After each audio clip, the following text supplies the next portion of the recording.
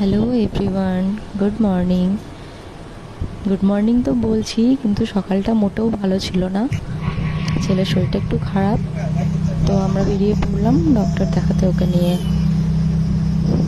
দেখো, ওকে একটুখানি ঢাকা দিয়েছি, রাস্তায় অনেক বেশি হাওয়া দিচ্ছিল। তো আমরা যাচ্ছিলাম কালকে গোপাল মাঠ, ওখানেই ডক্টর বসেছিলেন। ওকে ওখানে দেখানো হলো। তারপর ফেরার সময় ওষুধ নেব বলে অনেক জায়গায় দেখলাম, তো কোথাও পাচ্ছিলামই না। লাস্টে শুভদর্শিনী বলে একটা হসপিটাল আছে এখানে, তো ওখানে গিয়ে হাজব্যান্ড দেখলো, ওখানেও পেলো না। তো অনেক খোঁজাখুঁজির পর ওষুধগুলো পাওয়া গেল। তারপরে বাড়ি আসার সময় এই দেখো চারপাশের ভিউটা কি সুন্দর। চারিদিকে কাশফুলে একদম সাদা হয়ে আছে, বেশ ভালো। মা আসছে, পুজো পুজো গন্ধ।